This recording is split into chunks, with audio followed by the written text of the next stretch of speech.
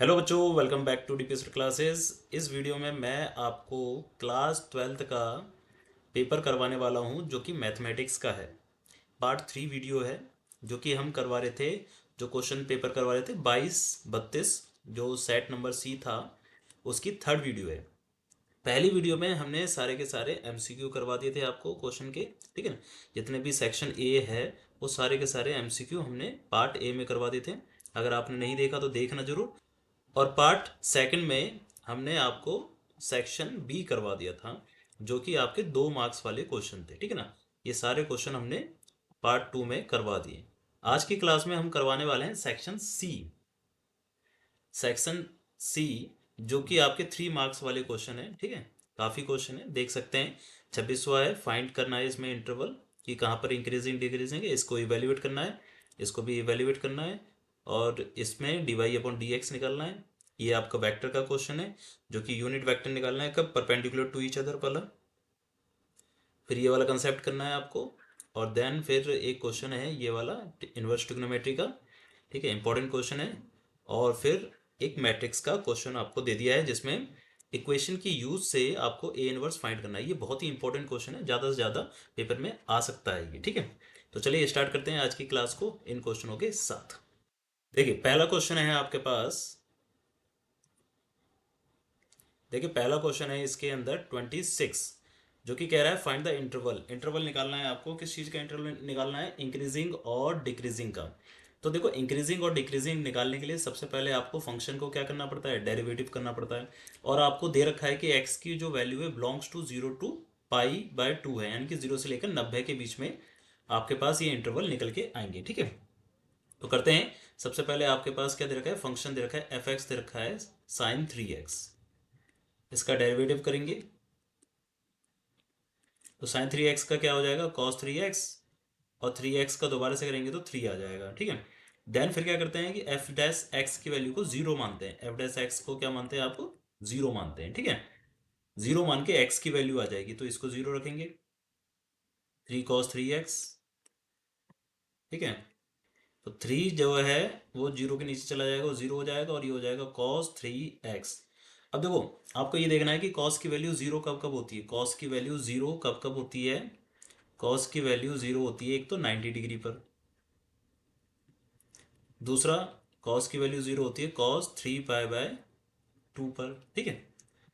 अब cos से cos हट जाएगा तो ये हो जाएगा 3x = π/2। ऐसे यहाँ पर भी 3x = 3π/2। अब ये नीचे आ जाएगा x की वैल्यू π/6। और ये x की वैल्यू ये 3 से 3 कट जाएगा तो ये आ जाएगा π/2। तो मतलब इंटरवल आपके पास 0 से लेकर 90 के बीच में ही आए हैं, यानी कि इंटरवल आपके बन जाएंगे कुछ इस तरीके से। सबसे पहले 0, देन π/6 और फिर π/2, इस तरीके से हो जाएगा। तो दो इंटरवल बन गए आपके पास, है ना। दो इंटरवल आ गए। इंटरवल आ गए आपके पास 0 से लेकर π/6, देन π/6 से लेकर π/2, इस तरीके से आ गए। ठीक है। अब आपको ये देखना है कि किस पर ये इंक्रीजिंग है और किस पर ये डिक्रीजिंग है। तो इंक्रीजिंग और डिक्रीजिंग का कंसेप्ट निकालने के लिए आपको क्या करना होता है, एफ डैश एक्स को चेक करना होता है कि F dash x less than 0 है या F dash x more than 0 है। अगर वो लेस देन 0 है तो डिक्रीजिंग, और अगर मोर देन है तो इंक्रीजिंग। बस इतना ध्यान रखना है आपको। ठीक है। तो एफ डैश एक्स आपने निकाल ही लिया था। एफ डैश एक्स क्या आया था आपके पास, ये रहा कॉस। चाहे आप 3 ले लो या मत लो, कोई टेंशन नहीं होती। जैसे कि 3 cos 3x है, तो 3 को ले लो या मत लो, उससे कोई फर्क नहीं पड़ेगा। ठीक है। अब आपके पास पहला इंटरवल था 0 से लेकर π/6। इसमें आप वैल्यू रखो कोई सी भी, इसके बीच की कोई सी भी वैल्यू रखो x में। तो देखो 0 रखो या 0, अब ये है 30 डिग्री, है ना। 0 से लेकर 30 डिग्री के बीच में क्या ही होगा, आप इसे ही रख दो, एफ डैश π/6 रख दो। तो ये हो जाएगा 3 cos 3π/6। तो वैल्यू कितनी आएगी, 2 आ गई। तो cos 90 हो गया ये आपका। ठीक है। cos 90। तो cos 90 क्या होता है, 0 होता है। तो ज़ीरो को, अच्छा देखो अब ज़ीरो आ रहा है यहाँ पर, ठीक है, और ज़ीरो रखने पर क्या आता है, वन आता है। अगर कॉस जीरो रख दोगे आप तो वन आएगा, और यहाँ पर क्या आ रहा है, ज़ीरो आ रहा है, ठीक है। तो मतलब इस पूरे ड्यूरेशन में ये पॉजिटिव ही होगा, सिंपल सी बात है। तो एज्यूम करेंगे कि ये वाली वैल्यू क्या होगी, यहाँ पर पॉजिटिव होगी। पॉजिटिव का मतलब ये इंक्रीजिंग होगा। कौन से वाले इंटरवल पर, जीरो से लेकर पाई/6 पर। फिर दूसरा इंटरवल है पाई/6 से लेकर पाई/2। अब इसमें कोई सी भी वैल्यू रख देंगे, जैसे पाई/4 रख देते हैं, है ना। 3 cos 3 पाई/4, 3 cos 3 पाई/4 यानी कि 135 पर, 135 पर कॉस तो नेगेटिव होता है ना। तो इसका मतलब ये माइनस का 3, और इस पे वैल्यू होती है 1/√2। तो नेगेटिव में आ रहा है, नेगेटिव में आने का मतलब क्या है, ये डिक्रीजिंग है। तो इसका मतलब सिंपल सिंपल समझ में आ गया कि इस पर तो ये इंक्रीजिंग आ रहा है, और इस पर क्या आ रहा है, ये डिक्रीजिंग आ रहा है। सिंपल सा कंसेप्ट है, ठीक है। अगला देखते हैं, क्वेश्चन नंबर 27। इसको इवेल्युएट करना है, और इसको इवेल्युएट करने के लिए आपको आईलेट का फॉर्मूला लगाना पड़ेगा। आईलेट जो कि आपको याद होगा, आईलेट में क्या करते हैं, ये इन्वर्स होता है लॉग, एलजेब्रा, ट्रिग्नोमेट्री और एक्सपोनेंशियल। अब इसमें क्या क्या है, आपके पास एक्सपोनेंशियल है और ट्रिग्नोमेट्री है। तो एक्सपोनेंशियल यहाँ पर आ गया और ट्रिग्नोमेट्री यहाँ पर आ गई। तो कौन सी वैल्यू पहले आ रही है, ट्रिग्नोमेट्री। तो जो पहले आ रही है उसको यू मानते हैं, और जो बाद में आती है उसको वी मानते हैं, ठीक है। और इसमें u इंटू वी का जो फॉर्मूला होता है वो याद रखें, u v का इंटीग्रेशन माइनस फिर डेरिवेटिव u का और v का इंटीग्रेशन, इस तरीके से टोटल इंटीग्रेशन फिर हो। अब यहाँ पर देखो हमारे पास क्या है, इंटीग्रेशन करना है ई एक्स साइन एक्स का। u क्या है आपके पास, साइन एक्स। v क्या है, ई एक्स। तो u क्या है, साइन एक्स, और v क्या है, v है आपके पास ई एक्स।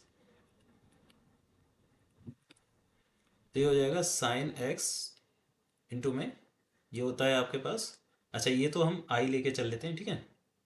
ये हो जाएगा ई एक्स का ई एक्स। अब साइन का डेरिवेटिव क्या होगा, कॉस, और ई एक्स का डेरिवेटिव ई एक्स, ठीक है। अब देखो, अब यहाँ पर क्या है कि दोबारा से फिर से आपको क्या लगाना पड़ेगा, आईलेट लगाना पड़ेगा। तो ये हो जाएगा I equal to e x sine x minus, आईलेट दोबारा लगाएंगे तो ये फिर से u हो जाएगा और ये v हो जाएगा। तो कॉस एक्स v का इंटीग्रेशन माइनस टोटल का इंटीग्रेशन, और फिर derivative of cos x multiply by E x का इंटीग्रेशन। कंसेप्ट बहुत सिंपल सिंपल से हैं, ठीक है, बस ध्यान रखना है थोड़ा सा। अभी हो जाएगा ई एक्स साइन एक्स। ये क्वेश्चन बहुत बार आ चुका है और इंटरेस्टिंग है थोड़ा सा क्वेश्चन, और थोड़ा सा कन्फ्यूजन वाला भी है, ठीक है ना। अभी हो जाएगा देखो, कॉस एक्स तो कॉस एक्स रहेगा, और ई एक्स का ई एक्स हो जाएगा माइनस। अब यहाँ पर क्या है कि आपके पास कॉस एक्स का डेरिवेटिव क्या होता है, माइनस का साइन एक्स। तो यहाँ माइनस से प्लस हो जाएगा ये साइन एक्स, और मल्टीप्लाई बाय इंटीग्रेशन रहेगा यहाँ पर, ठीक है। और मल्टीप्लाई बाय ई एक्स का इंटीग्रेशन ई एक्स हो जाएगा डी एक्स। अब इसमें आपको ध्यान के रखना है एक चीज, इसको देखो, इंटीग्रेशन ई एक्स साइन एक्स, इंटीग्रेशन ई एक्स साइन एक्स, ये किसके बराबर था, आई के बराबर। तो यहाँ पर इसको भी हम क्या लिख देंगे, आई लिख देंगे। ये हो जाएगा I equal to e x sine x. इसको मत लिखना, क्योंकि ध्यान रखना कि इंटीग्रेशन के साथ जो होगा वो आई होगा, ठीक है। ये इंटीग्रेशन के साथ नहीं है पहला वाला, ठीक है। ये हो जाएगा, अब देखो माइनस से मल्टीप्लाई करेंगे तो e x cos x minus plus minus, और ये आई, आई इधर जाएगा तो टू आई हो जाएगा, और ई एक्स कॉमन आ जाएगा तो ये हो जाएगा साइन एक्स प्लस माइनस का कॉस एक्स। इस तरीके से ये आपका आंसर आ जाएगा, ठीक है। अगला क्वेश्चन करते हैं। क्वेश्चन है, इवेलुएट करना है आपको दिस इक्वेशन को। अब देखो इसमें ना P4 लगा सकते हो आप। P4 का पता कैसे चलता है, P4 प्रॉपर्टी का पता करने के लिए आपको बस इतना ध्यान रखना है, जीरो से लेकर ए की कोई लिमिट होनी चाहिए। अब ए की जगह पर ज़्यादातर देखना कि पाई/2 होना चाहिए, है ना। पाई/4 से काम नहीं चल पाएगा, पाई/2 होना जरूरी है। तो देखो इस क्वेश्चन को करने के लिए सबसे पहले जो क्वेश्चन लिखा है उसे लिखें, और उसी को सबसे पहली इक्वेशन मान लीजिए। इसी को मानते हैं फर्स्ट इक्वेशन, ठीक है। फिर इसमें P4 का यूज करते हैं, by using P4।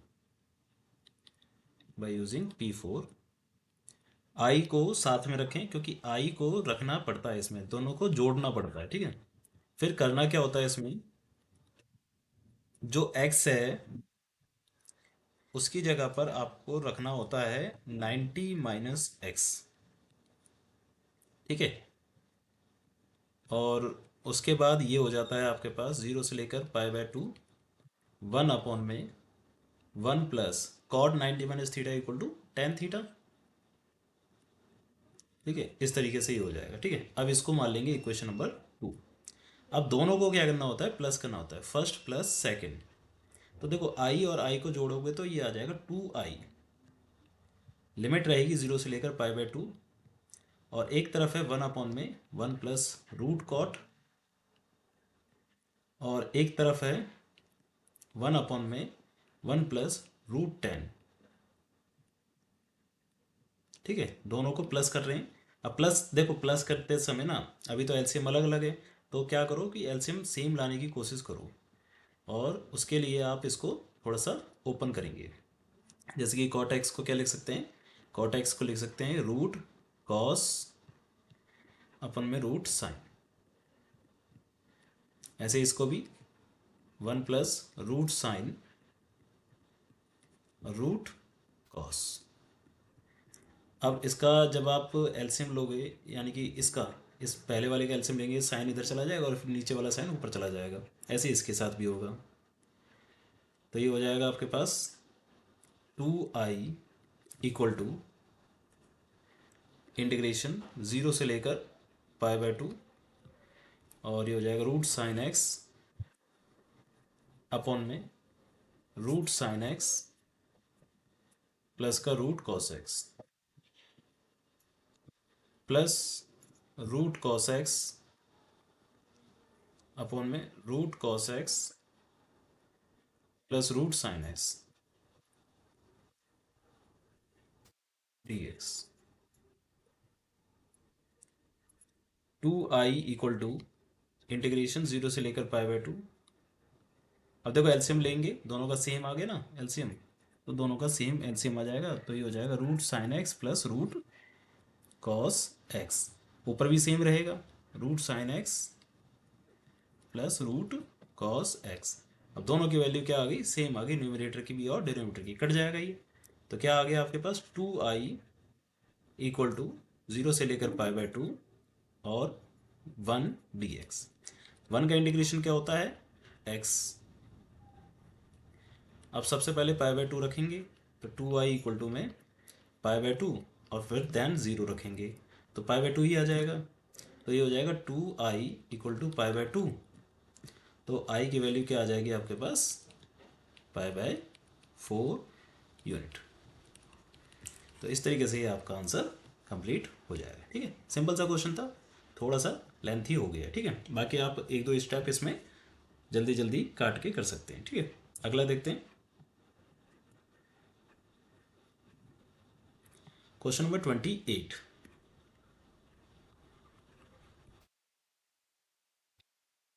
Question number 28 है y equal to tan inverse √1 - x और 1 + x। तो इसमें dy/dx निकालना है, सिंपल सा कंसेप्ट है वैसे तो। सबसे पहले tan को उधर ले जाएं तो ये हो जाएगा tan y, और रूट को भी उधर ले जाएं तो ये हो जाएगा tan² y। या तो चलो एक एक स्टेप दिखा देता हूँ मैं। tan y इक्वल टू में √1 - x और 1 + x, स्क्वायर इधर जाएगा तो ये हो जाएगा tan² y इक्वल टू में 1 - x अपॉन में 1 + x। इस तरीके से फिर अब इसको डिफ्रेंशिएट कर दो, ठीक है। अब डिफ्रेंशिएट करेंगे इसको विद रिस्पेक्ट टू x।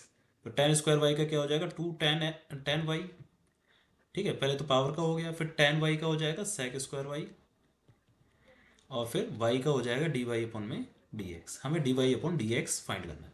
इसमें लग जाएगा u अपॉन वी, तो u का डेरिवेट 1 माइनस एक्स का डेरिवेट होगा, और इसको एज इट इज़ माइनस इसको एज इट इज़, और इसका derivative divide by 1 plus x का होल स्क्वायर। अब देखो ये सारी टर्म जो है इधर आ जाएगी नीचे, तो ये बचेगा क्या, d y upon d x, ऊपर सॉल्व कर देंगे पहले तो ये हो जाएगा 1 माइनस एक्स का, तो -1, और ये 1 plus x minus 1 minus x और इसका 1 divide by 2 tan y sec square y. अच्छा, सेक स्क्वायर वाई को एक चीज़ लिख दो, tan में कन्वर्ट कर दो, है ना। कैसे लिख सकते हैं, 1 plus tan square x into में 1 प्लस एक्स स्क्वायर, ये वाला टर्म, ठीक है। अब इसको सॉल्व करते हैं, d y upon d x, ये हो जाएगा माइनस का 1 माइनस का एक्स और माइनस का 1 प्लस का एक्स अपॉन में 2। अब देखो tan वाई की वैल्यू ऊपर हमें दे रखी थी, ये रही, tan वाई की जगह पर ये लिख सकते हैं, ठीक है। तो ये हो जाएगा √1 माइनस एक्स और 1 प्लस एक्स इंटू 1 प्लस, इस पर भी यही वैल्यू लिख देंगे, ठीक है। tan वाई हो जाएगा, सॉरी यहाँ पर tan वाई की वैल्यू यही है, बट इसमें क्या है, रूट था और इस पर स्क्वायर है, तो रूट हट जाएगा, तो ये हो जाएगा आपका 1 माइनस एक्स और अपॉन में 1 प्लस एक्स, इस तरीके से multiply by 1 plus x square, ठीक है, इस तरीके से। अब देखो एक्स से एक्स कट जाएगा, तो d y upon d x equal to minus का 2 डिवाइड बाय 2, ये अलग अलग हो जाएगा, √1 माइनस एक्स और √1 प्लस एक्स, इस तरीके से मल्टीप्लाई, इसका एलसीएम लेंगे तो ये हो जाएगा 1 प्लस एक्स प्लस का 1 और माइनस का एक्स, इस तरीके से divide by 1 plus x into में 1 प्लस एक्स का होल स्क्वायर। अच्छा, ये स्क्वायर था, मैंने अंदर लिख दिया गलती से, होल स्क्वायर। तो देखो 1 प्लस एक्स से एक ये कट जाएगा, ठीक है, एक्स से एक्स कट जाएगा और 2 से ये 2 कट जाएगा, वो बात। तो d y upon d x equal to -1 upon में, अब देखो यहाँ रूट है और यहाँ पर 1 प्लस एक्स है, तो इसे भी काट दो आप, ठीक है, कितनी बार में, √1 प्लस एक्स बार में, तो ये वैल्यू आ गई आपके पास। देखो ये रूट के अंदर 1 माइनस एक्स है, रूट के अंदर 1 प्लस एक्स है, तो ये वाली वैल्यू और ये वाली वैल्यू आपस में हो जाएगी √a² माइनस बी स्क्वायर, तो a² minus B square multiply, क्या बचा आपके पास, 2 बचा है यहाँ पर, ठीक है, इस तरीके से। तो ये वैल्यू आ जाएगी माइनस का 1 अपॉन में 2√1 माइनस एक्स स्क्वायर आंसर, ठीक है। थोड़ा सा कॉम्प्लिकेटेड था, बट क्वेश्चन सिंपल सा था, ठीक है, नोट कर सकते हैं आप इसको। अगला क्वेश्चन देखते हैं, क्वेश्चन नंबर 29, ठीक है। क्वेश्चन है वेक्टर का, क्या कह रहा है, find the unit vector, unit vector निकालना है। तो यूनिट वेक्टर का फॉर्मूला क्या होता है, पहले इसको समझे। यूनिट वेक्टर यानी कि a cap equal to 1 upon determinant into vector, ठीक है, ये होता है। बट क्वेश्चन कह रहा है कि perpendicular to each of the vector a plus b और a माइनस बी। तो देखो अगर आपको कभी वेक्टर निकालना हो, यानी कि दो वेक्टर आपस में परपेंडिकुलर हैं और आपको क्या निकालना है, एक परपेंडिकुलर वेक्टर निकालना है, तो परपेंडिकुलर वेक्टर निकालने के लिए आपको क्या करना पड़ता है, क्रॉस। ध्यान रखना, ये परपेंडिकुलर वो वाला नहीं है कि a dot b equal to 0 रखो, तो a dot b equal to 0 से तो पता चलता है कि वो परपेंडिकुलर है या नहीं है। बट आपको क्या निकालना है यहाँ पर, एक वेक्टर जो कि कैसा हो, इसके ऊपर परपेंडिकुलर, मतलब परपेंडिकुलर वेक्टर निकालना है। तो परपेंडिकुलर वेक्टर निकालने के लिए क्रॉस करते हैं किसका, a प्लस बी का क्रॉस करोगे आप किसके साथ, a माइनस बी के साथ। ध्यान रखना, आप अब की बार क्या निकाल रहे हैं, वेक्टर निकाल रहे हैं, ठीक है ना। तो पहले आपको क्या चाहिए, a plus b, a minus b, तो a प्लस बी बताओ, a ये रहा और b ये रहा, इन दोनों को प्लस कर दो, तो ये हो जाएगा आपके पास, आई और आई को जोड़ देंगे तो 2i जे और जे को जोड़ देंगे तो 3J, और के को जोड़ देंगे तो 4K क्रॉस। अब माइनस कर दो, आई में से आई गया तो 0, जे में से ये गया तो माइनस का जे, और के में से ये गया तो माइनस का 2K, इस तरीके से। ठीक है, अब ये इसका क्रॉस करने के लिए क्या करेंगे आप, सबसे पहले आई, जे और के लिखेंगे, फिर पहले वाले वेक्टर को 2 3 4, फिर दूसरे वाले वेक्टर को 0 -1 और -2। इसका सीधा सीधा डिटरमिनेंट निकाल दो बस। अब इसको हम मान लेते हैं सी वेक्टर। ठीक है, एक सी वेक्टर निकल के आएगा आई, इससे रिलेटेड रो और कॉलम चली जाएंगी। ठीक है ना, तो रो और कॉलम चली जाएंगी, मैं ऐसे दिखा देता हूँ, ये रो चली जाएगी और ये कॉलम चले जाएगा। ठीक है, तो क्या बचेगा आपके पास, ये बचेगा 3 4 और -1 और -2। ठीक है, ध्यान रखना इस चीज़ को। तो जब 3 को -2 से मल्टीप्लाई करा तो -6, और -1, फिर बीच में माइनस आता है, -1 को 4 से करा तो माइनस का 4 आएगा, तो प्लस का 4 हो जाएगा। ठीक है, अब ये प्लस का जे आएगा, बट साइन क्या हो जाता है इसका, चेंज हो जाता है। फिर इसमें भी यही होगा, इससे रिलेटेड रो और कॉलम चली जाएगी, तो ये बचेगा अब आपके पास। तो 2 को 2 से मल्टीप्लाई करेंगे तो माइनस का 4 आ जाएगा। ठीक है, और 4 को करेंगे तो 0 आ जाएगा, तो ये हो जाएगा आपके पास माइनस का 4 और 0, फिर प्लस का के, फिर इसमें भी ऐसे ही होगा, इससे रिलेटेड रो और कॉलम चली जाएगी, तो ये बचेगा, तो माइनस का 2 और 0 हो जाएगा। ठीक है, ध्यान रखना,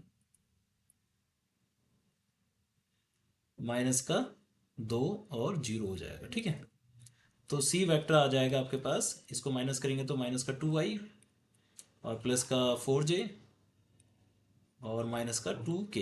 इस तरीके से ये आपका एक वेक्टर निकल के आएगा। ठीक है, अब इसी वेक्टर का आपको क्या निकालना है, यूनिट, यूनिट वेक्टर निकालना है।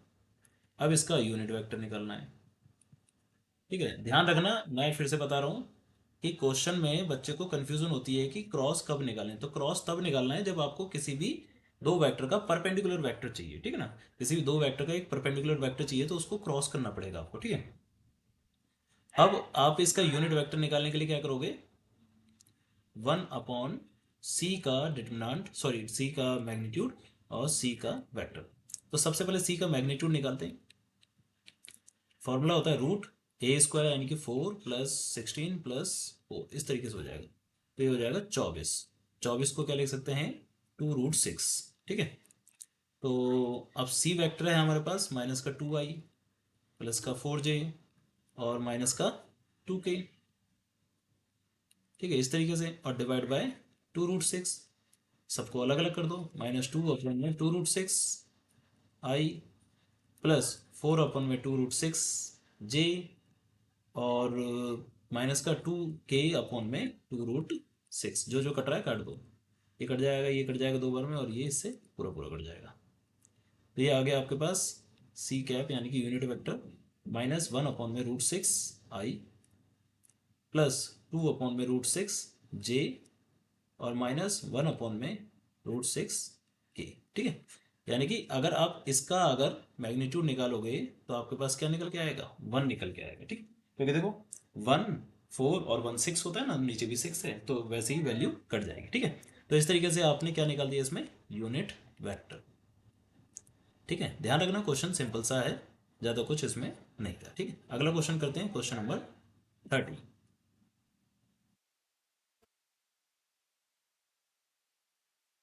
तो देखिए क्वेश्चन नंबर 30 है आपके पास, सिंपल सा क्वेश्चन है वैसे तो ये। देखो अगर ये डायरेक्टली हो ना, तो tan−1x, ये लिखा है tan−1x, और ये किसका फॉर्मूला होता है, 2 tan−1x का, और ये किसका फॉर्मूला होता है, 3 tan−1x का। तो बताओ इन दोनों को जोड़कर ये 1 है, 1 tan−1x, 2 tan−1x, 3 tan−1x होगा, बिल्कुल होगा। यानी कि ये दोनों आपस में क्या हो जाएंगे, बराबर हो जाएंगे। बट ये आपका 3 नंबर का क्वेश्चन है, तो थोड़ा सा आपको तरीके से करना है। ठीक है, तो करना क्या है, क्या करते हैं, लेट करते हैं एक्स की जगह पर tan θ। तो यहाँ पर ये हो जाएगा tan−1 tan θ plus tan−1 2 tan θ upon में 1 - tan² θ, और इक्वल टू में, इक्वल टू भी साथ में लेके चलते हैं। ठीक है ना, बराबर आ जाएगा अपने आप। tan inverse 3 tan theta minus tan³ theta upon में 1 - 3 tan² थीटा। ठीक है, अब tan से tan हट जाएगा तो क्या बचेगा, थीटा। ये किसका फॉर्मूला हो गया बताओ, ये फॉर्मूला हो गया tan tan 2 थीटा का। ठीक है, और ये tan इनवर्स, ये किसका फॉर्मूला होता है, tan 3 थीटा का। इस तरीके से तो थीटा, थीटा की जगह पर क्या आ जाएगा, देखो थीटा की जगह पर यहाँ पर आ जाएगा theta equal to tan inverse x हो जाएगा। ठीक है, तो ये हो जाएगा tan inverse x plus tan से tan हट जाएगा, tan इनवर्स से tan हट जाएगा तो ये बचेगा 2 थीटा। ठीक है, या तो ऐसे ही कर दो इसको, इस वाले को अभी लिखो ही मत, थीटा ही रहने दो। ये हो जाएगा 2 थीटा और ये हो जाएगा 3 थीटा, तो ये हो जाएगा 3 थीटा इक्वल टू 3 थीटा। दोनों सेम आ गया है ना, LHS इक्वल टू RHS आ गया। तो ये प्रूव हो गया कि ये दोनों आपस में क्या है, बराबर। ठीक है, अगला देखते हैं क्वेश्चन नंबर 31। ठीक है, ये देखते हैं, ये सिंपल सा, ये क्वेश्चन थोड़ा सा इंपॉर्टेंट है। tan inverse sine inverse sorry sine inverse x plus sine inverse 1 - x equal to cos inverse x। थोड़ा सा ध्यान रखना है, इसको ध्यान रखना, ठीक है ना, थोड़ा सा ध्यान रखना है इसमें करना क्या है। ठीक है, तो ये हो जाएगा आपके पास sine inverse x plus sine inverse 1 - x। अब इधर ना आप इसे लिख दो, जैसे कि हमारे पास फॉर्मूला होता है sine inverse x plus cos inverse x equal to पाई/2 होता है। तो कॉस की वैल्यू लिखेंगे तो क्या लिख सकते हैं, पाई/2 माइनस साइन इनवर्स x। ठीक है, तो ये हो जाएगा आपके पास sine inverse x plus sine inverse 1 - x और ये हो जाएगा 90। ये वाली वैल्यू इधर ले आओ। ठीक है, तो ये साइन वाली वैल्यू इधर आएगी तो ये 2 हो जाएगा, क्योंकि sign inverse x plus sine inverse x 2 sine inverse x। अब क्या करना है आपको कि इस वाली वैल्यू को इधर ले आओ, तो ये हो जाएगा 2 sine inverse x equal to 90 minus sine inverse 1 - x। इसमें फिर से फॉर्मूला लग जाएगा कि 2 sine inverse x equal to, अभी से लिख सकते हैं कॉस कॉस इनवर्स x, क्योंकि 90 minus sine inverse x cos inverse x, इस तरीके से लिख देंगे। अब देखो यहाँ तक करने के बाद ना, अब आपको x की वैल्यू रखनी है, तो लेट करना है x की जगह पर थीटा साइन थीटा रखना, क्योंकि ये हट जाएगा तो ये हो जाएगा 2 साइन इनवर्स और यहाँ लिखेंगे साइन थीटा इक्वल टू में कॉस इनवर्स 1 - साइन थीटा, इस तरीके से। ठीक है, तो ये हो जाएगा आपके पास साइन से साइन हट जाएगा 2 थीटा बचेगा और ये कॉस इनवर्स 1 - साइन थीटा, इस तरीके से रहेगा। अब क्या करेंगे कि कॉस को, इस वाले कॉस को इधर लाने की, इधर ले आएंगे। ठीक है, तो ये हो जाएगा cos 2 theta equal to 1 - sine theta. अब इसमें cos 2 थीटा का एक फॉर्मूला लग जाएगा, जो कि किस में होता है, साइन में होता है। तो cos 2 थीटा का फॉर्मूला होता है 1 - 2 साइन² थीटा, जो कि यहाँ पर अप्लाई कर सकते हैं आप। तो यहाँ आ जाएगा 1 - 2 साइन² theta equal to 1 - sine theta.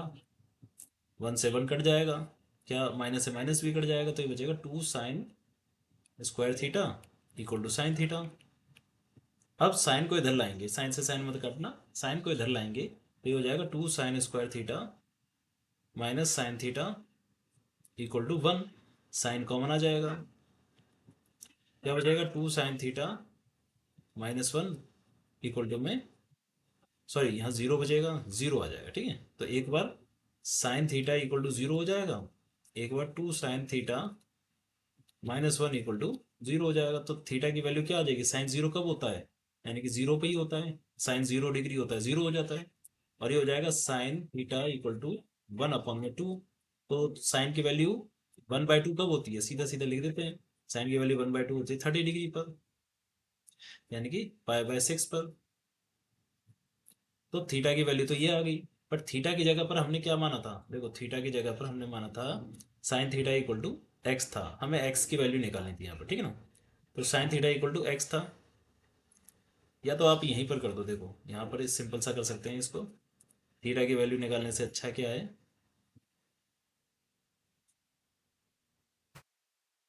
Theta की वैल्यू निकालने से अच्छा है कि सीधा सीधा एक्स की वैल्यू निकल जाएगी। साइन थीटा को हमने क्या मान रखा था, एक्स, तो एक्स की वैल्यू क्या होगी, जीरो होगी। यहाँ पर भी साइन थीटा को एक्स मान रखा था, उसकी वैल्यू क्या हो जाएगी, 1/2। तो ये आपका क्या हो जाएगा, आंसर हो जाएगा, ठीक है, ये आंसर। तो यहाँ पर ये इस तरीके से आपका आंसर कंप्लीट हो जाएगा, ठीक है। सिंपल सा क्वेश्चन था, ध्यान रखना, ठीक है। अगला क्वेश्चन करते हैं।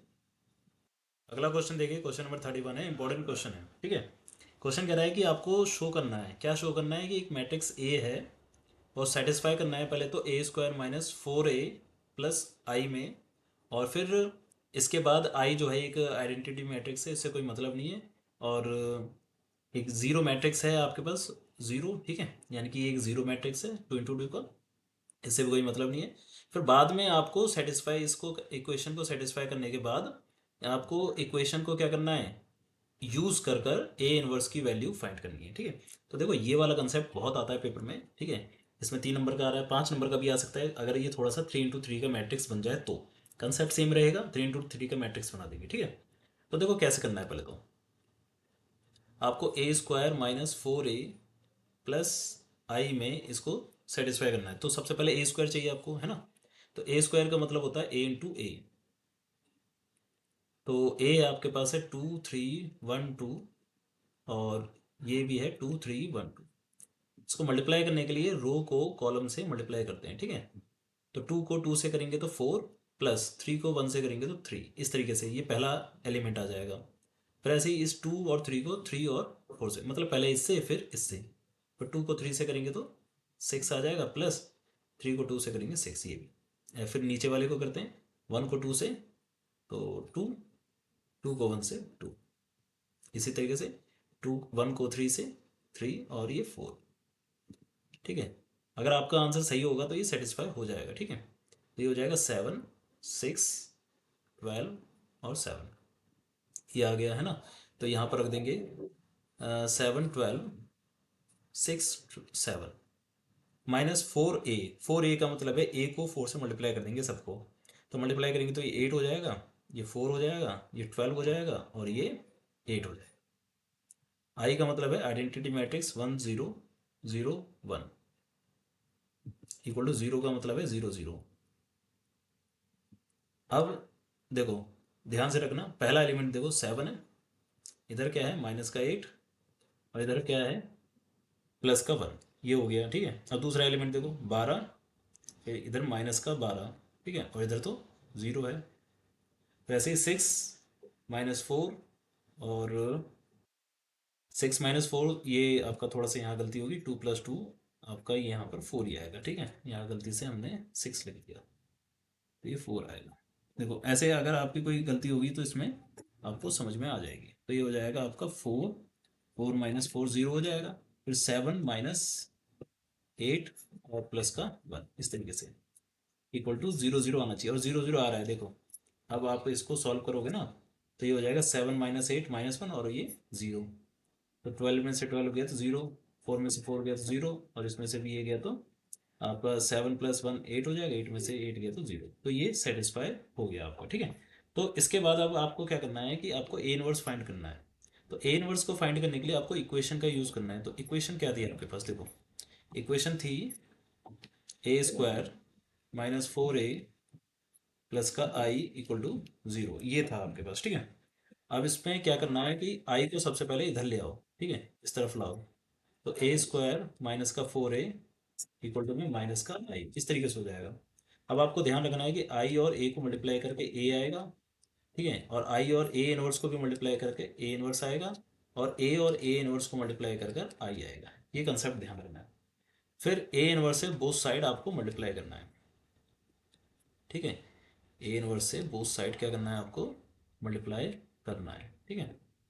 तो ये हो जाएगा ए इनवर्स, और इसको लिख सकते हैं a × a -4 × a inverse × a, और इन दोनों को मल्टीप्लाई करके क्या आ जाएगा देखो, ए और ए इनवर्स और आई को मल्टीप्लाई करके ए इनवर्स। अब इन दोनों को मल्टीप्लाई करेंगे तो ये आ जाएगा देखो आई, इसको भी आई और इक्वल टू ए इनवर्स। ठीक है, इस तरीके से अब ए और आई को मल्टीप्लाई कर ए आ जाएगा 4i equal to A inverse. तो यहाँ पर ये प्रूव हो गया कि ए इनवर्स की जो वैल्यू है वो किसके बराबर है, ए माइनस 4i के। ठीक है, अब आपको ए इनवर्स निकालना था तो सबसे पहले ए लिखो। ए क्या है आपके पास, ए था आपके पास 2312, 2312 माइनस 4i। ठीक है, आई लिखना है ना, देखो 4i लिखना है। ठीक है, तो 4i 1001 इस तरीके से। तो ये हो जाएगा 2312 माइनस 4004। तो इसको माइनस कर देते हैं, तो 2 में से 4 गया तो माइनस का 2, 3 में से 0 तो 3, 1 में से 0 तो 1, 2 में से 4 तो माइनस का 2। तो इस तरीके से ये आपका क्या आ गया, ए इनवर्स आ गया। तो समझ में आ रहा है, तो सिंपल सा क्वेश्चन हो गया ये। तो ये आपको मैंने सारे क्वेश्चन करवा दिए जो कि आपके सेक्शन सी से रिलेटेड थे। और जो कि पेपर कौन सा था आपका, 22-32 सेक्शन सी, सेट सी सॉरी, और सेक्शन सी भी था। और ये किसका था, HBSC का। ठीक है, तो HBSC का जो हमने एक क्वेश्चन पेपर करवा रहे थे उसके काफ़ी पॉइंट हो गए, हमारे सेक्शन सी तक कंप्लीट हो गए। अब आपके पास सिर्फ रह गई है केस स्टडी। तो केस स्टडी अगली वीडियो में हम करते हैं। और ये वीडियो आपको समझ में आई हो, नॉलेजेबल लगी हो, तो इसको लाइक ज़रूर करें और अपने फ्रेंड्स में शेयर भी करें।